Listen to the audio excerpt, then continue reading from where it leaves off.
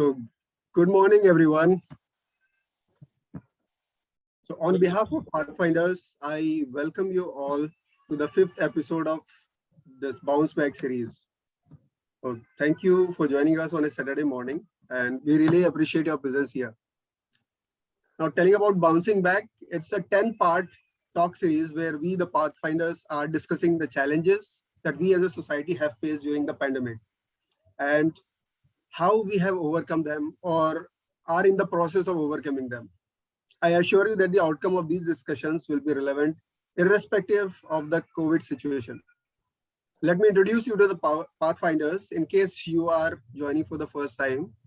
So we are 5 coaches from different locations, different walks of life, and different specializations who have come together because of the common belief that with great power comes great responsibility.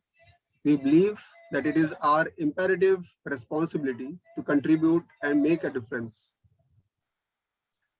Your host for the day, I'm Arif Hussain, a certified mindset and performance coach, an author, mentor, and a fitness enthusiast, a devoted family man who had been associated with the healthcare industry for about 2 decades.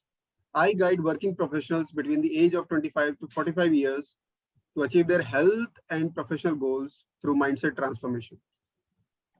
Coach Mohammad Saeed is an MBA with over 3 decades of international work experience, a seasoned professional, an author, and a certified Mindshift empowering coach. Saeed is passionate about reaching out and actively engaged in guiding people to overcome their life challenges through Mindshift and transformation. Next with us is Coach Uzma Golandaz, who is a certified ambition and unambiguity coach. She is extremely passionate about helping people with the issues that stand between them and their success. Being an English language trainer and a personality mentor, she also focuses on confidence and communication related matters. A postgraduate from London, she currently lives and works from the UAE. Next is the unblock coach Hemant Jain. He has been a change management consultant and a trainer with over 18 years of corporate experience. He has worked with large organizations undergoing transformation, focusing on the people side of change. Many working professionals find themselves stuck with glass ceilings and glass walls. Through his coaching, Hemant helps them go higher and further in life and career. Now, let me introduce the keynote speaker for the day, Coach Jyotika Shetty. She is a strategic life coach, international author, certified trainer, and an image consultant, helping people achieve their next level performance. She holds an MBA from Manchester Business School and have experience of over 20 years in corporate banking and entrepreneurship.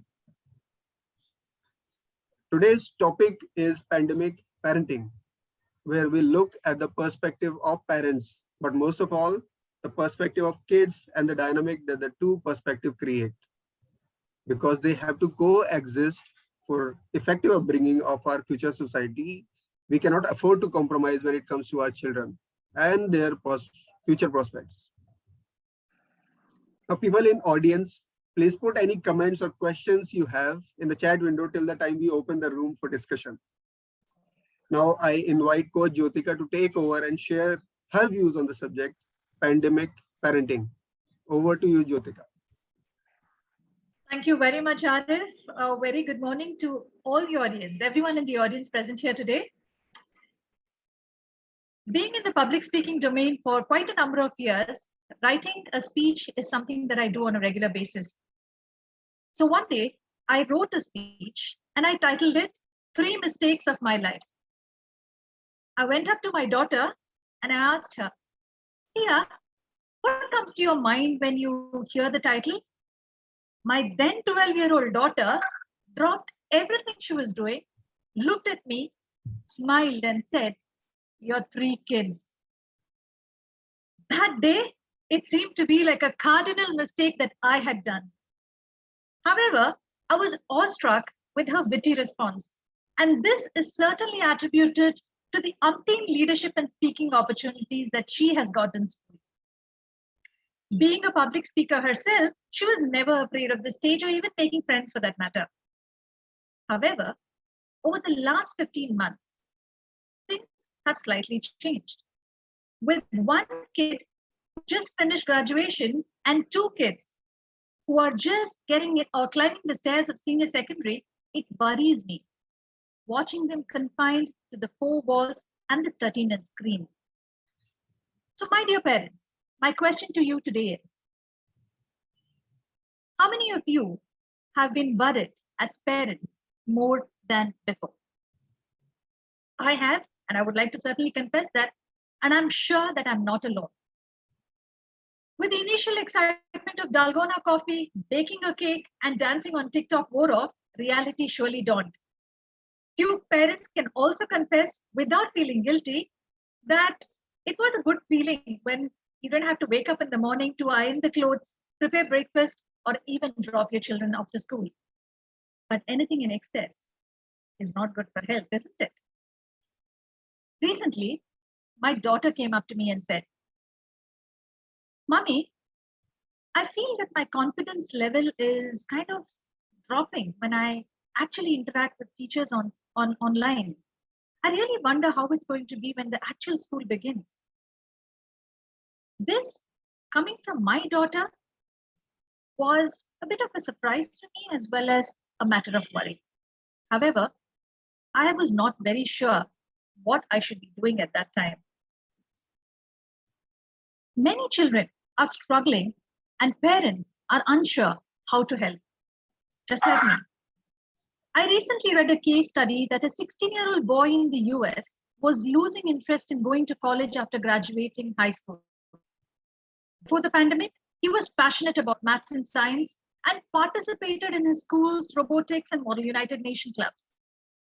But his mood started changing after US began closing schools in the spring. As he logged onto his computer from Zoom, week after week, he started sleeping more during the day and became more isolated and away from his friends and family. My son, who's right now in 11th grade, has completed his 10th and 11th without an examination. So when recently his 11th grade, right now he's in 12th, and 11th grade exams were cancelled, I sarcastically mentioned to him, pray to God that you hit jackpot next year, that even your 12th grade exams get cancelled. I certainly wish that doesn't happen, but this only shows my frustration with regards to all what happened with my son and his exams. A kind reminder to all those who love being in control of your life, it only shows how fragile human beings are. My friend's daughter is 10 years old, well-disciplined child, does her schoolwork on time, and she's even willing to burn the midnight oil to get her schoolwork done. However, with the pandemic taking her toll on her, recently she even forgot the date of her exam. My friend was confused and he did not know why exactly this happened. But one of the reasons why parents may see this kind of a change in a child is because kids are not used to learning in isolation. In classrooms today, teachers have students learning in groups, discussing lessons and asking peers for help.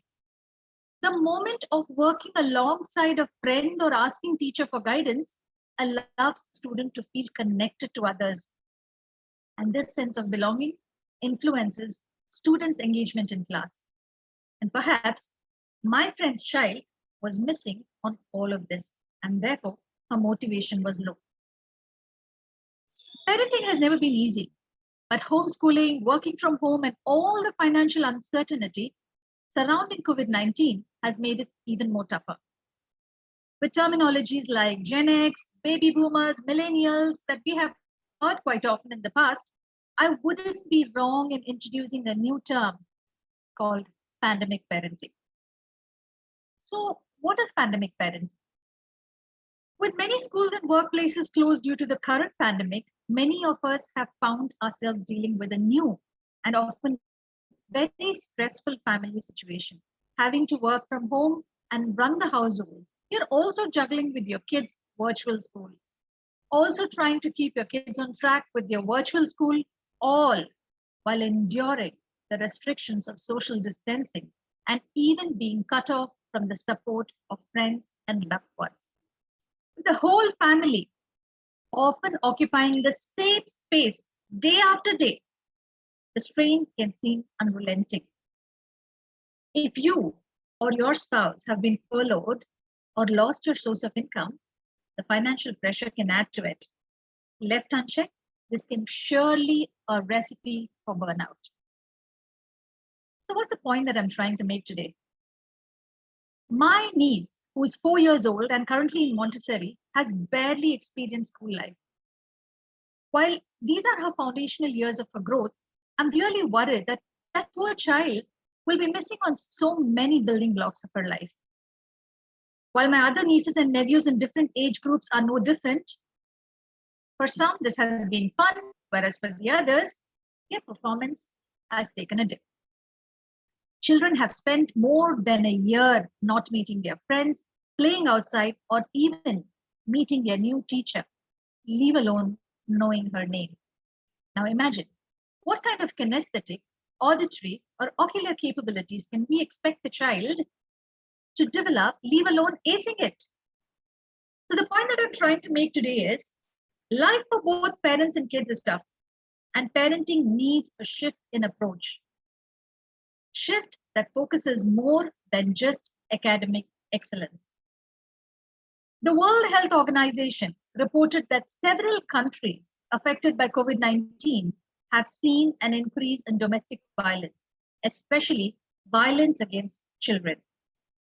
Across the world, children are affected by physical distancing, quarantines, and nationwide school closures.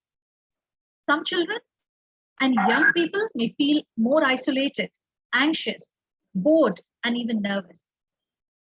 If you think your temperature or your temperament fluctuates during your Zoom call just because your child has bothered you, this is your time to optimize your Zen moment. As a parent at this time, it's easy to feel that you have so many roles to fulfill, and then you can possibly perform all of them. It's pretty impossible, right? As a parent to do everything together well. But it's important to remind yourself that this is a unique situation, a global health emergency that none of us had to face in the past. While both parents and children are sailing in the same boat of uncertainty, it is imperative that you are easy on yourself and maintain a sense of balance. Like everything else, parenting requires a shift in perspective, as children deserve a renewed approach from their parents. For all those kids required to outperform their peers, finish college at the right time, remember, this pandemic had only taught us that nothing is beyond your health and happiness. The incessant pressure to become doctors, chartered accountants, engineers must find its way out of the door. The need of the hour is to focus on the child's overall health and safety. However, it is important to also note one important aspect, that the mental well-being of the parent is very important, as it is directly linked to the health and the growth of the child. Self-regulation of fear and anxiety is also vital for parents. Children observe their parents and adapt fast. Don't forget that. It becomes even more important for parents to use optimistic words while conversing with their children. UNICEF suggests that need for reassurances from parents that illness because of COVID-19 is treatable. It is important for parents to be calm. Listen to your children. Take some time out. Follow a routine. These small measures can be helpful to keep a child happy, and I would say a parent happy too. The positive relationship between parents and children in the initial years of their life is a driver of their well-being throughout their life. This can only be attained if we as parents take care of their emotional well-being and engage more with their children. So my question to you again is, have you felt the need to change your approach towards parenting during the present circumstance? The only advice that I can give you is hang on there. We are doing our best. Not everyone parents the same way. Not every parent is the same. Not every child is like another child. We are all doing what is required to get us through this period successfully. Over to you, Arif. Thank you so much, Jyotika. What a wonderful expression of the subject that was. Let's have a round of applause for Coach Jyotika Shetty. I'm sure the chat window will burst with the number of compliments and comments now. So Jyotika was talking about children, and as I have observed, children are way smarter than their parents think about them. So just like the way Jyotika explained about hers, when she asked about her three mistakes in life, that answer is very smart.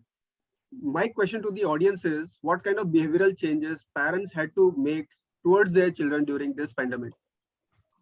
Please write your answers in the chat window. And I ask the same to Coach Jyotika, if you can share the changes you had to make. Well, thank you, Arif. Well, this is a very, very important question, because the changes that I made to my parenting is more to do with, I think, the mental aspect of the children, the emotional aspect. I've always been a parent who talks a lot to my children, casually discuss all of this. But during the pandemic, I have made a conscious effort that I approach my children on a regular basis, sit with them and discuss various topics. Even if it meant that I had to just pop into their study room and check what they are doing. But I made a conscious effort that I spoke on various other aspects, and at the same time, keep this phone away. Because most of the time, we parents are talking to our children, but we are multitasking and we actually don't listen to them. And I didn't want that to happen. I wanted my daughter to know that her mom is there with her, fully attentive, listening to her. That builds the confidence. And if you are, to answer your question, what I have done is purely observed and taken a lot of care on the emotional aspect of my parenting, more than even before. That's wonderful, Jyotika. And I completely agree that giving attention to them and what they say is, even more important now. My question to Saeed, well, what changes, because your children are a little older, so what changes you had to make in your approach during these times? Thank you, Arif, and good morning to all the ladies and gentlemen here. Arif, the thing is, when what I have observed about myself is, for everything that I want to do, I have to come back to this laptop. Everything. Okay, I want to talk to somebody, I want to do something, I want to pay a bill, I want to communicate, I want to see something. So it is sometimes very frustrating that you confine your life to this small thing. And the same thing is happening with children also. Okay, and now their Sundays, their Mondays, there is no difference. Their morning time, their evening time, there is no difference. So there is a bit of frustration in them, and that we have to recognize. And so what I personally have tried to do is, like, they have an official time like we have an official time. Like, for example, if I'm in the office, there is an official time, and during time I am not into the homely matters. All right. So when I'm at home, it's like I'm not in the office. So same like that, when they have a class, let's say from 10 to 5 or 10 to 4, whatever it is, allow them the time to be with that. Just because he's at home, don't start giving him errands and tell him, bring this, do this, do that. So it is school time, college time, all right. So give him that time. And at the same time, when he's not in that class period, try to behave like as if he's at home, and try to play with him, try to engage with him, try to talk to him, because here engaging is also very important. What's happening is, what could happen probably is that because you are a parent, 24/7, if you behave like a parent with him, also, now before they were going out, they were with friends, they were with some other activities for a major part of a day. That is missing now. And now just because he's at home 24/7, if I behave like a parent and if I am authoritative, I've been communicating from top down, I think it's going to burn them out. So that differentiation we have to maintain here. His time, give him his time. When he's not at work, then give him a different kind of feeling, different kind of time. That one thing I focus on, and it works. It works. Yes, when you were saying about there is no difference between day and night, I realized that there were many days when I had not seen daylight myself, right? And I completely agree with you. Don't tell your children when they are attending their classes or which is their study time, कि बेटा जाओ दूध ले आओ, right? You can do that later maybe. So Coach Uzma, was there any behavioral change you had to make during these times towards your children? Hi, everyone. I would say I have actually, in my experience, I have been doing the same things, but more thoughtfully and perhaps on a larger scale as and when required. Looking after the emotional, mental, and physical well being of children, playing with them, um, looking after their studies, because that is of paramount importance, isn't it? And keep an eye on the behavior of the child, because the behavior tells you a lot of things. It tells you what is troubling them, it tells you what you have been doing right or what you have been doing wrong. Like in my experience, like what actually happened with me, my son, for most part of the last 17 years, 17 months, my son is 10 years old. I mixed that up.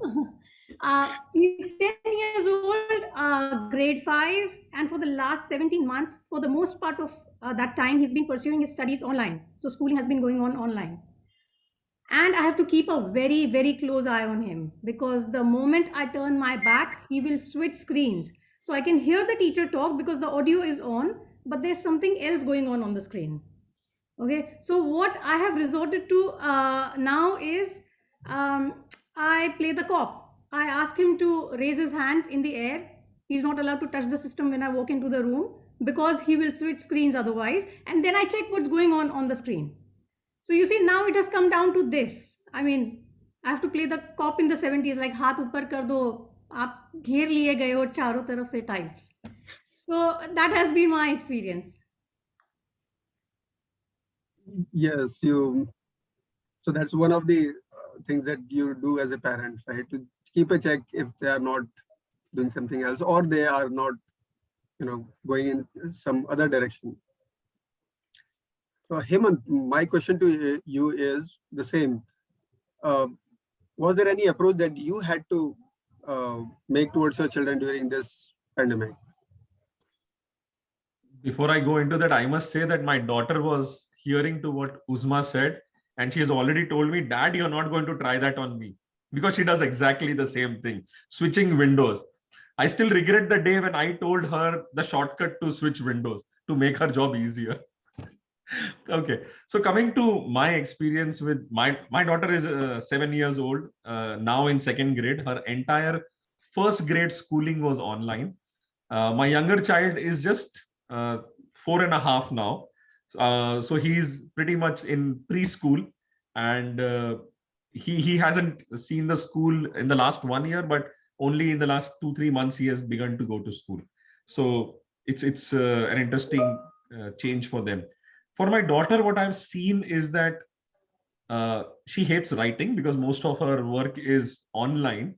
And so that's something which I'm worried about, that once she starts going to school, she will have written exams. I don't know what she's going to do in her written exams. The other thing is, initially we put restrictions on going out because of COVID. So after those 6-7 months, now she doesn't want to go out. She doesn't want to go out and play with other children. And that's where I am facing a challenge with her on trying to encourage her to go out and play with other children, make new friends, and so on and so forth. So that's where I am with my child. Yeah, great, Hemant. We all learning how to cope up with these times, right? A new normal, as we say. Saeed, so before I go to Saeed, I would ask the audience to keep pouring their thoughts on the same thing in the chat window. What changes in approach you had to make towards your children when it comes to these times.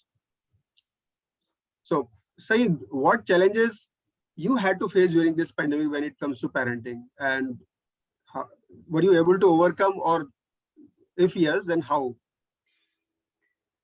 Arif, one of the most critical thing that I personally felt is that, when we were away from home and they were also away from home for a while, that probably was giving everybody some kind of a different atmosphere in a day, and probably a breather, and so many other things it was giving.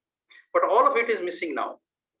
Plus, what's happening is, like we discussed in our earlier episodes, because things are happening online and at home, there is a general perception that it can happen anytime. So it is happening at any time, sometime in the morning, sometime in the evening, sometime late in the evening, even in the night. This is classes happening, exams happening. So there is a pressure on them also. So first we need to acknowledge this, there is a pressure. I mean, the other day I was talking to somebody. He was joking with my son, saying that when he said that we have holidays now, he said, what holidays? Always you're on holidays. You people are at home anyway. So that is the general perception people have, which is wrong. That is not the case. They are at home, they have online classes, they have more pressure actually. So we need to acknowledge that.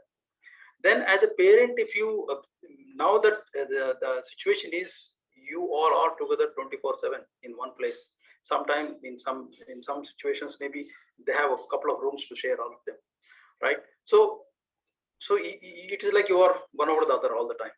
So in this situation, if you are like a parent all the time, like a boss all the time, I think it's going to break. So you need to be a friend. You need to be a friend to your friend, especially if you have teens. You need to be a friend. You need to be friendly with them, do friendly things, play friendly activities, and increase your level of communication. You go down to his level of communication and communicate with him. He cannot obviously come to your level of wisdom thing and all these things. And don't always give him lecture saying that मैंने किया था, मैंने समंदर पार करके school गया था, मैंने वो उस लटक के पटक के बस पकड़ता था. Don't give him all these lectures, because they have their own challenges, you have your own challenges, all right? So their challenges for them, they feel it's big, like we felt our challenges were big. Every period has its own challenges. So acknowledge that they have challenges, acknowledge that there are problems, and be a friend to him. And when he comes with a problem, acknowledge that problem, agree with him that okay, this is tough, but let's see how to handle this. First agree with him, then go into a solution rather than giving him a lecture. So I would say be a friend more than a parent.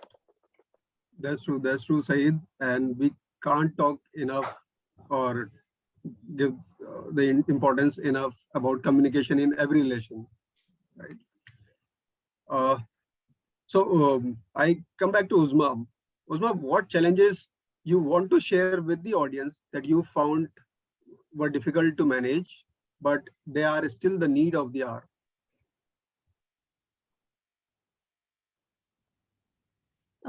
I think stability is very important for children, especially young children.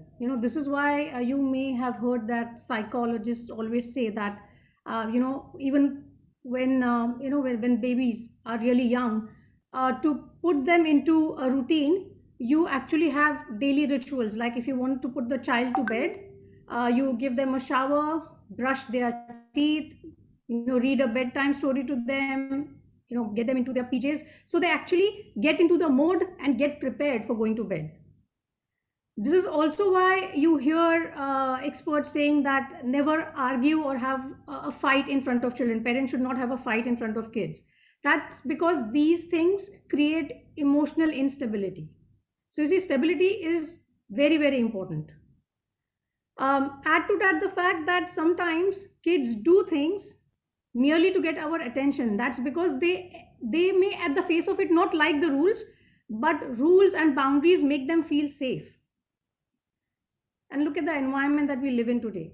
You have new rules coming in from the government, from the schools, from the Ministry of Education. This actually affects children more than we think, because they don't know what's going to happen tomorrow. So bring in as much stability into their daily routine as possible. Have a well structured routine, but with fair amounts of flexibility thrown in.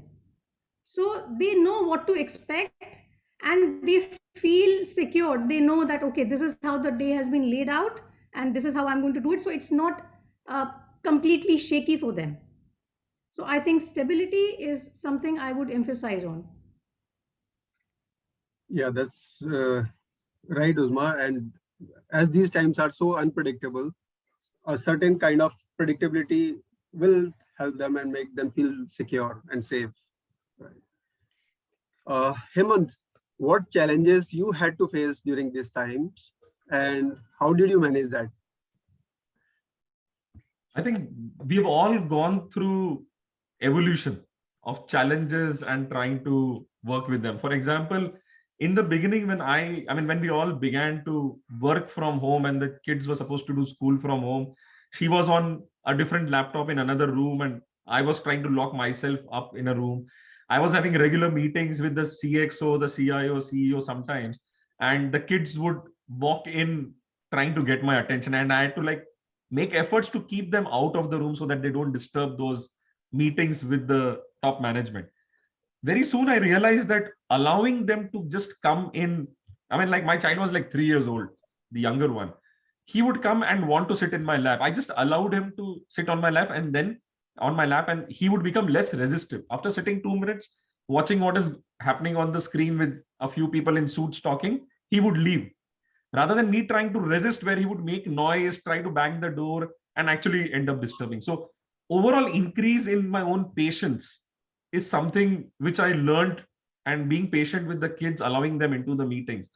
My kids over the last 1 year have joined practically every meeting I have attended. Even now they are in the background. You can't just see them only because of the virtual background, but they are hovering around, trying to see over the shoulder who is there in the meeting, recognizing a few faces and telling me in my ears who all are there in the meeting. The other thing, of course, is uh, this is another recent one which I saw.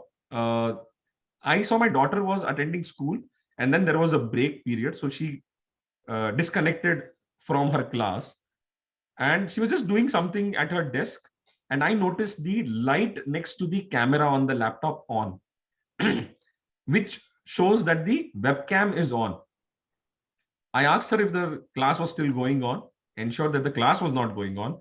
I checked for any other Zoom meeting which was going on. I opened the camera to see if the camera app on the phone, on the laptop was on. None of it was on, but still the light was on, which meant the webcam was on. Somebody was watching my daughter while she was in the home. Now, this scared me a lot.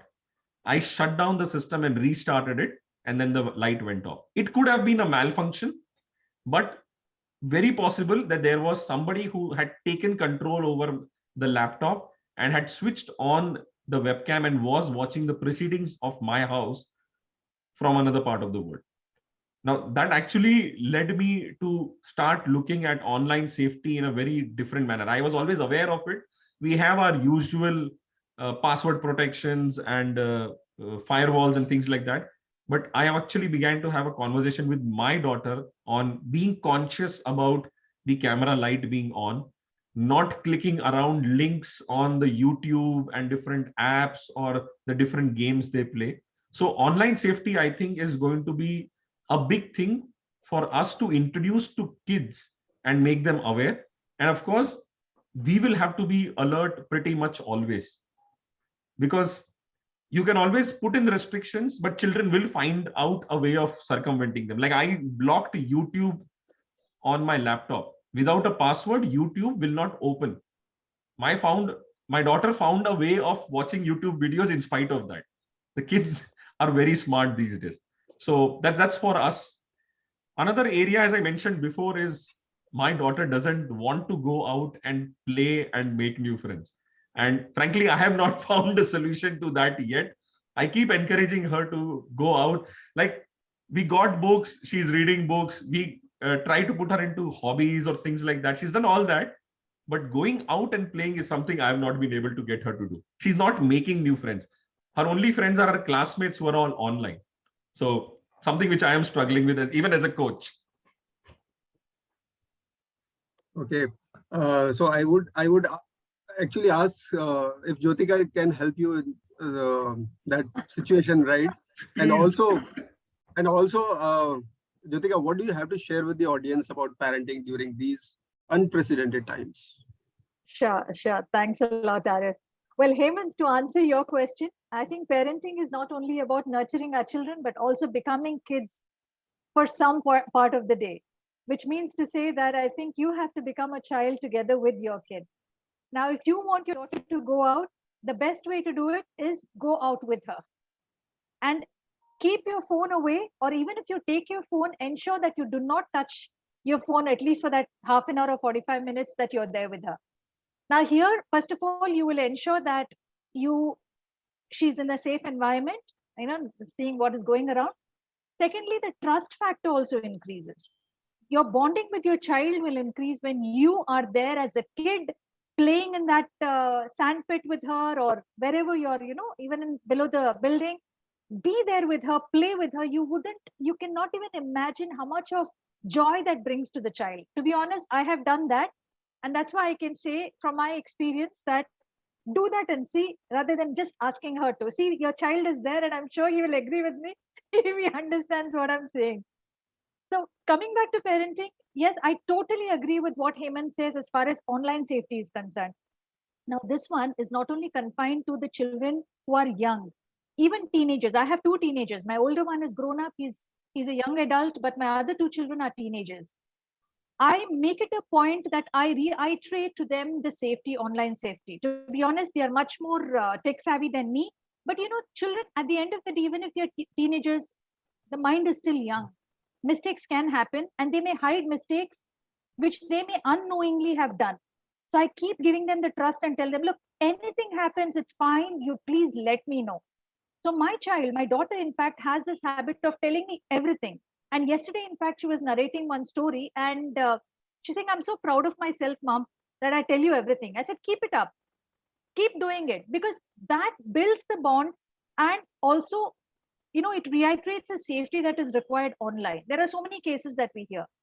Now, what I wouldn't say that mine, I don't say that mine is the best way that I have done, but it has worked for me. So this is what I would like to share, is that my two kids who are there are constantly like online school from morning till evening. They are in 11th and 12th. So there's a lot of load of studies as well.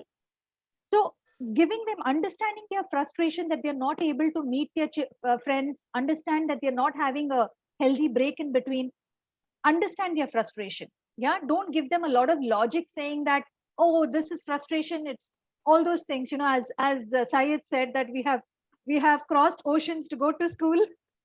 हमारे ज़माने में ऐसा होता था. So refrain from all those things. Now, my son takes healthy breaks in between. He sits in front of his Xbox, or he goes down for a walk. So these are the things that he does. Second thing is, now we're all disappointed, right? The situation is disappointing. So I am there with them in the disappointment, and I tell them, yes, it's a disappointing situation. And I tell them that, look, we are going to go through this together. I know you're disappointed, so am I. So they understand that my mom is there and she's not giving me the logic, and I'm not telling them that, like, you are different in thinking than me. So this is a time to make them feel that we're all feeling the same. Third thing is, I encourage healthy habits. Healthy habits in the sense, my son, for example, he likes to go to the gym below in the building. But now it's not the safe way to do it, because I don't know how many people come to the gym. So he takes a walk, he takes a break, he takes a walk. So that, and my daughter, she does exercises at home. So these are the healthy things which they can keep themselves fit, and I think their mind healthy more than anything. But like I said, there is no replacement to the healthy conversation that you can have with the child, because that's the most healthy thing that any parent can do with a child. Arif. Jyotika? Ma'am,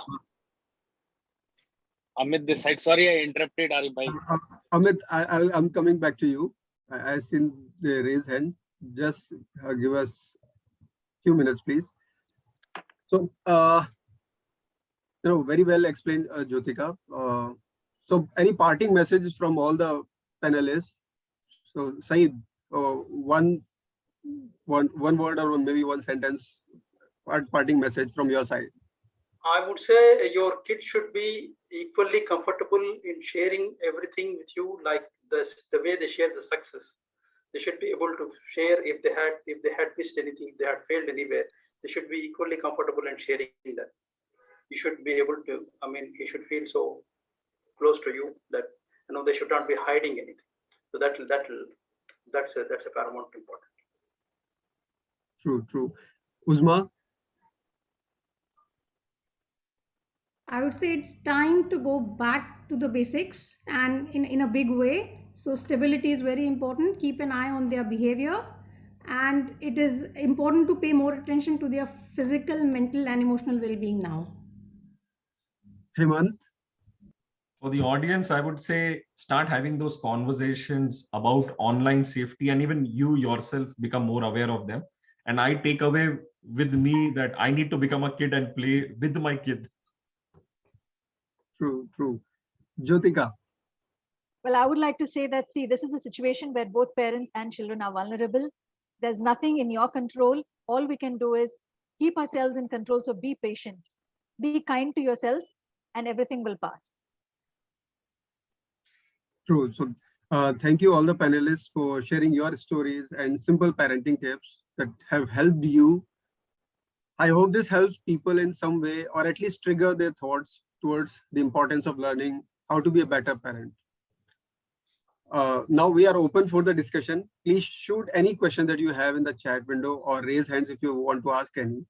Also, so I'll post a feedback form. Please do share your thoughts in that feedback form. So it's open for discussion. Now, Amit, you wanted to say something. Yeah, thank you for this insightful discussion.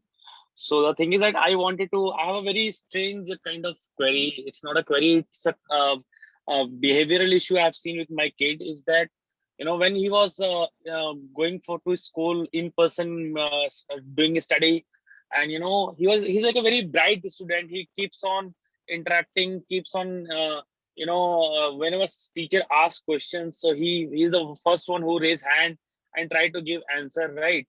But when it comes to online classes, initially he was very enthusiastic and doing the same thing.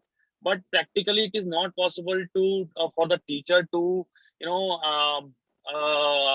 ask question to all the students, because it is a virtual way of teaching, and there are so many restrictions to that. I mean, sometimes teacher might not be knowing that which children has raised the hand, right?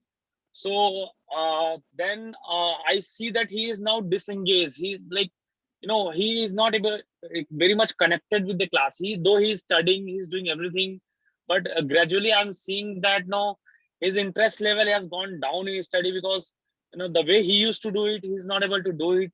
So it is sometimes worrying me. And though I live with my child like a friend, I mean, absolutely we are like a buddies. But my son is 8-year-old, and but this is something disheartening, and no, I'm not happy. But how to, though I have discussed with him in the length that no, it's not possible for teacher to interact with all the kids, because the line is muted, because kids make so much of noise, and it's not possible that a teacher can see all the students in one window. But it is not something which is going in his mind, I don't know. But I don't feel that the way he's connected, he used to be connected earlier, he's now connected in the study. Yeah, there are limitations from teachers' side as well, right? So managing Agree. 40 children in a class was difficult, and now on Agree. a window, it's very Yeah, way Amit, difficult. yeah. So Can I who answer wants that? to- Yeah, I'll answer that Yeah, question. please. Well, question or his concern. Amit, if you heard my keynote this morning, I had covered this aspect where even I'm going through the same thing where, there is a kind of lowered confidence. And I spoke about my friend's daughter as well. She's disconnected from her day to day. And this is normal. And I think normal, when I say it's abnormal, but in the present circumstance, this is something that is happening. Now, one way to do it is speak to your teacher, speak to the kid's teacher. Because till the time you do not raise the concern, the teachers will let it go as well, let it pass as well, just telling them that, well, it's screen, we cannot see all the students. But yet time is flying, you know that things cannot be ignored as well. So speak to the teacher, all right? So at least she makes a conscious effort to pick the child, because emotional disconnection is primary reason for the child to, that interaction is not there, and that's the reason they're emotionally disconnected from the screen. Second thing is, like, I have been thinking for my daughter is that how can I engage? Now she's a very good artist. Now I was thinking that how can I get back to an activity where she will find herself, where she will feel. See, it's all about seeking validation and seeking that someone is recognizing. Now human nature is such where you want to feel recognized, you want to feel validated. And the growing up here is that's why school is very important, where you appreciate the child, you clap for the child. But where is all this happening? So find a way where the child can feel on the top of his game, where he can feel good.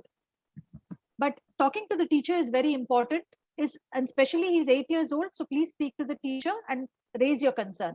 And you as a parent also, I know you're friendly, you told us that, but find out ways in which he can feel fulfilled and validated as well. Right, Amit?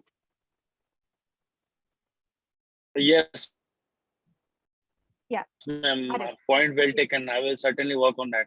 Yeah. So I have spoken to teacher once or twice, but they have raised the same concern that practically it is not possible for us to get connected with all the students. However, Darsh is the bright student, then we know that he knows the answer. But we try to also encourage the student who are below the average or not doing good in study. But how to teach this lesson to my son that no, you are good student. It's not important always that you would be the one whom a ma'am would pick up.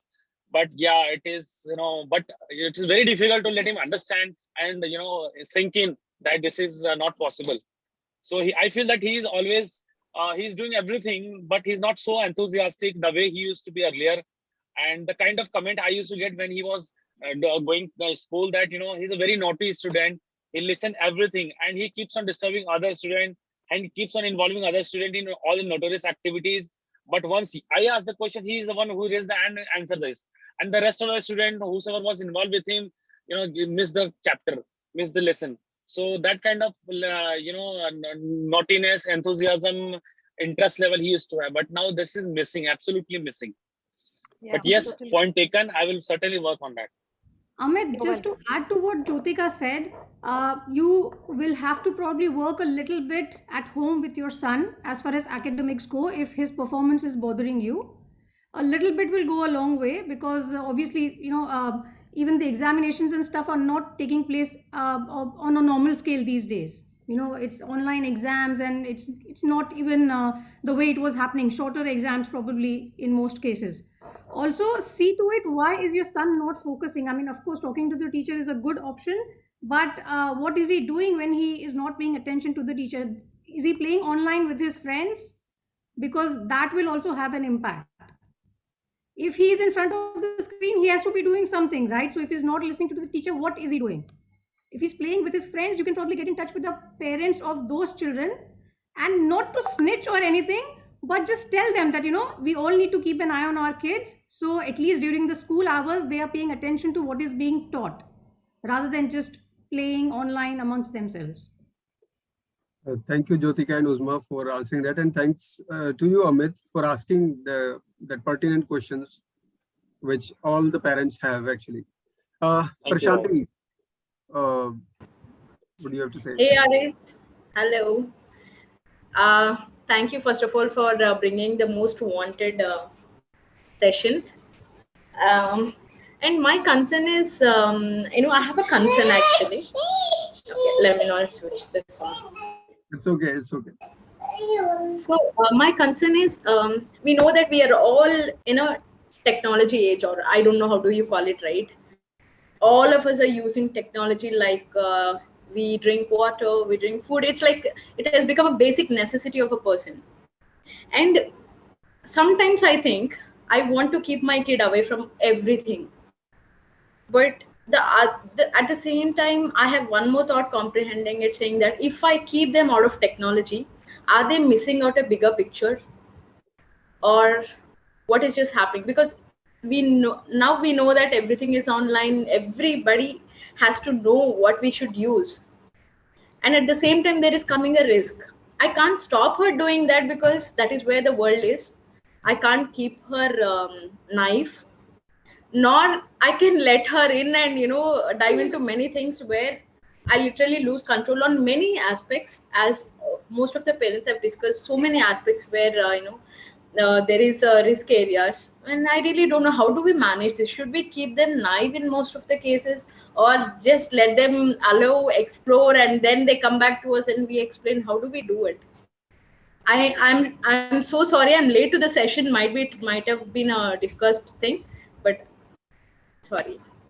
Thank you for asking that question, Prashanti. And this was one of the aspects that were discussed during the conversation. But yes, we don't have any, one solution for all this situation. I think making children aware of the risk, which comes with all this technology and the usage of this technology. So that may help. But if any of the coaches wants to add something to it. Yeah, Uzma. It is practically impossible to keep kids away simply because I'm sure you have devices at home. Like in my case, I wanted to keep my son away for as long as possible. You know what that meant? That meant for the first 3 years of his life, I did not have a smartphone. So I was actually the laughing stock amongst my friend group. My friends actually poked fun of me, but it helped. But after that, obviously, he was exposed to technology, and once that happens, it consumes them. So what you can do is probably maintain a healthy balance, have boundaries from day one. Okay, you can play only for an hour or maybe an hour and a half, and that's about it. And do not budge from that at any cost. Obviously, it depends from child to child. It could be 2 hours for some children. That's okay, but do not budge from that. They will try to negotiate. Don't give in. That's the only way you can handle it, where they are exposed to technology, so they know how to use it, but at the same time, they are not completely consumed by it. Hope that helps, Prashanti. Yes, No, Usma, just I wanted to add one thing, right? It is more than the time. I'm just worried about the content they consume. Even if it's 5 minutes that they're having a technology in their hand. Let's talk about any topic, right? Anything in the world, any a particular I area. get your The point, content, Prashanti. So yeah. what you have to do is, as long as your child is very young, even when it comes to YouTube videos, you have to watch the video first before you introduce it to the child. Because this is a very common technique used by people who actually try to corrupt young children is a minute or so into the video, that is when they introduce the wrong things. Like whatever is inappropriate for the child will be featured 1 or 1.5 minutes into the video, because they know parents do not have the time. They will just check the first minute or so, and after that hand the device over to the child and walk away. So you have to check the whole video before you show it to your child. I know it's very time consuming, but that's the only way. Saeed, you wanted to say something about this? Yeah, actually, we need to go a little bit a step before, because from where this habit is coming, usually what happens, what I observe among parents, especially young parents, is that they have a small kid, and of course, kids are restless and they want attention. When they want attention, they take a easy way out. They said, okay, just put some game on the phone and give it to them. So they are busy with it. So the parents are busy with their own things, whatever it is. So this over a period of, this is happening at what age? At year and a half, year like this. So by the year, by second year, he's like a chronic. He's used to this now. He wants it. So you need to stop it there. It is same like, in olden times. You take a kid in your lap, go out and show some guy and tell him that he's a ghost or he's something, things like that, and then you feed him. He's coming, otherwise he will catch you, something like that. Okay. Now this is a modern way of doing it. Is now, okay, you want to give him food, put some cartoon, put something on that. Before we used to do it on TV, now we are doing with the mobile. Now mobile is such a small thing. Every house has 3-4 mobiles. So easily you spare one mobile and give it to the kid, and so he's busy with himself and you are busy with yourself. You think that way you are not disturbed. But in the long run, what distraction it is doing, it is not realized properly actually. So that kind of realization is.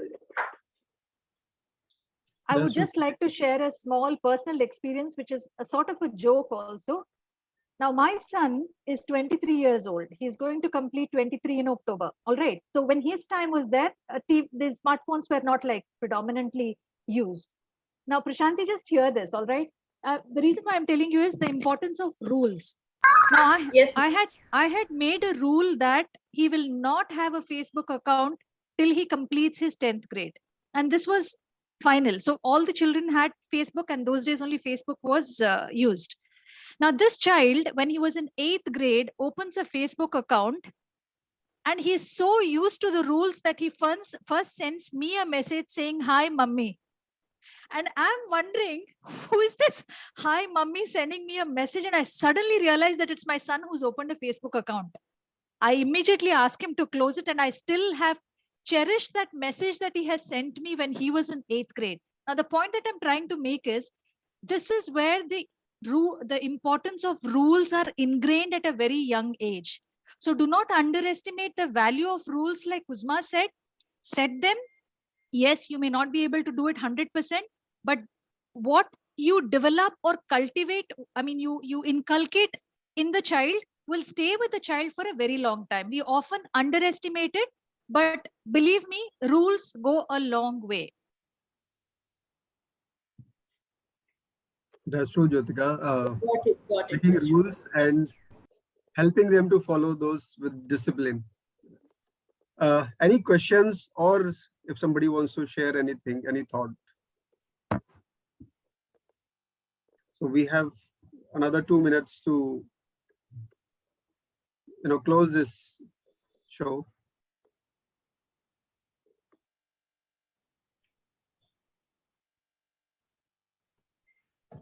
I'm sure as members out there, you have experiences, and your experience could actually be useful for other members out here. So while we still have a minute or two, we could at least have one experience sharing happening. Yeah, Anupam, you are mute. Yeah.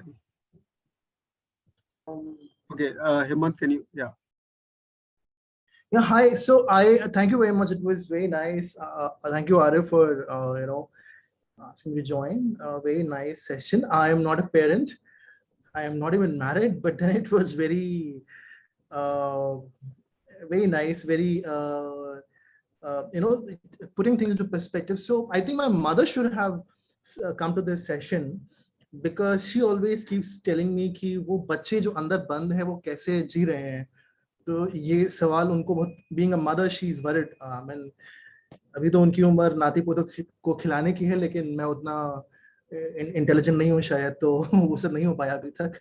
तो बहरहाल, thank you so much, and yeah, it was very nice, and yeah, we'll try to join sometime else also, and wish you people all the very best. Thank you. Thank you, Anupam, for joining in and sharing. Maybe next time your mother can share her experiences, right? Sucheta wants to share something.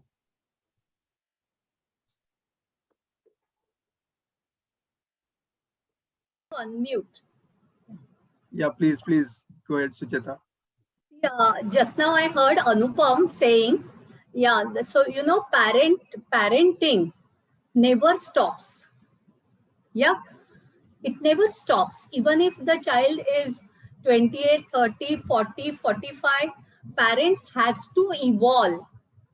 Okay, that's what I have observed. It is always learning process. And Anupam, I like to share that no doubt you are young and still you showed the being volunteer, but when you become a parent, the process starts before that. Why you are getting that child into this world. So according to me, whether you are responsible for it, whether you are totally in love with yourself. So it's a lengthy process. Many times parents have lots of psychological issues. They are totally distraught by so many psychological issues, and they get another child because it's just one of the item which they have to take. Get married, have child after 2 years, 1 year for enjoyment, second year for marriage. So it just ends. So there are many families or many parents who are self-love deficient, who have lot of psychological issues. They have been controlled by their parents, abused, so many things, ridiculed, and they come with all those psychological issues, and unknowingly they passed on that psychological issues to the next generation. So when Anupam said, I felt like, I have not I was having my lunch, and there are plumbing work and things are going on, so I was busy, I could not attend and I could not listen, but actually this subject is my niche. So it's, whenever we are looking at parenting, we cannot look it at only one generation part. It includes your parent, yourself, as well as your child. So, the process of parenting should go on all the three levels. You have to sort out your childhood issues, inner childhood, how you were brought up, how your parents were with you. There are many things which we are, yeah. That's true, Sucheta. We understand people need Yeah. to carry the legacy, what they have got Yeah, received from their yes, and parents, we have to forward unburden that legacy. ourselves of that legacy, and Yeah. then we have to move ahead. I'd like to share my experience in 1 minute. I'm a university topper in Mumbai University topper in education, masters in education. Yeah, and I have studied all the psychological theories and things. And but when it came to parenting, I forced my child that he has to be chartered accountant, he has to be lawyer. I disciplined him and all those things in order to keep him focused. Okay, and I pushed him. Now as I'm learning all these things and facing a problem, then I went into my childhood. I realized that my parents behaved in the same fashion. They forced me to achieve. They forced me to achieve. So, it's always that I have to achieve something. I have to be someone. You are always running. And unless you are running and unless you achieve, you find that you are not good, which is not a good feeling, and every child cannot be achiever. We Yes. are not allowing today children to be an average.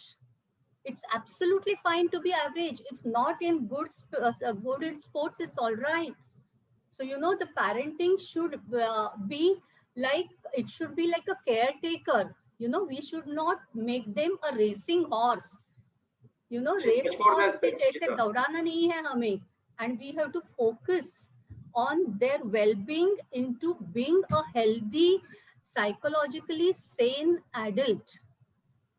That's what I feel. Yeah, so Anupam, it's True, good. Sucheta. Yeah.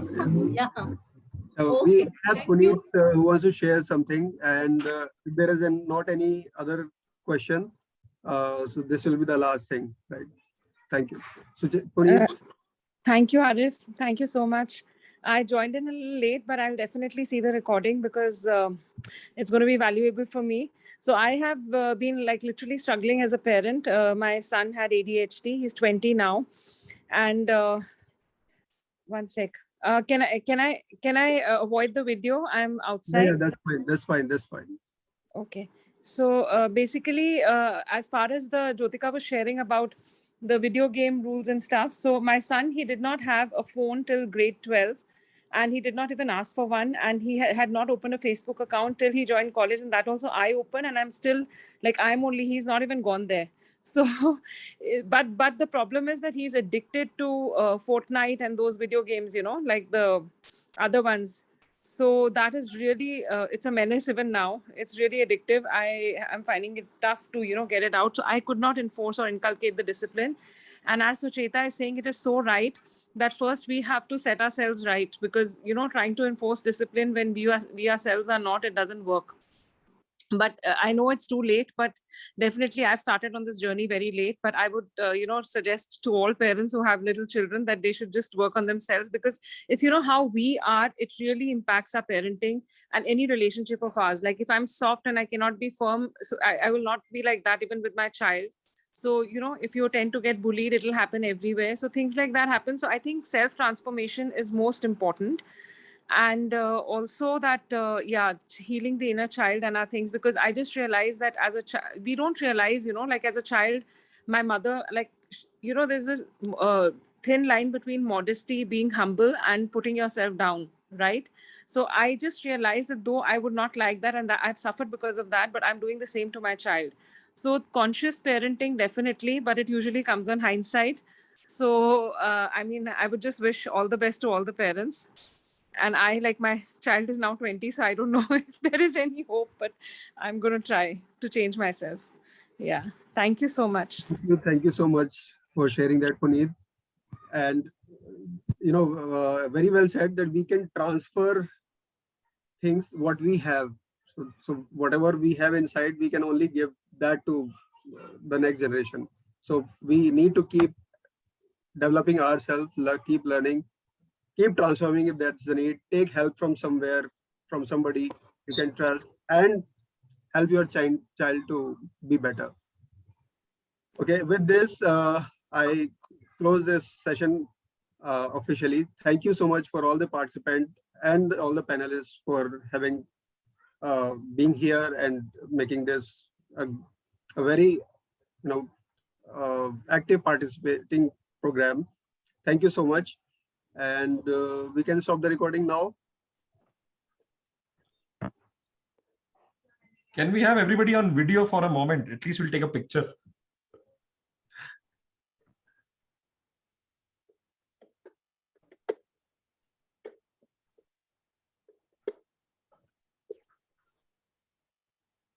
Supriya, Chandrajit, and Puneet, if you can come online on video for. We would also want the second Jyotika to have a video on.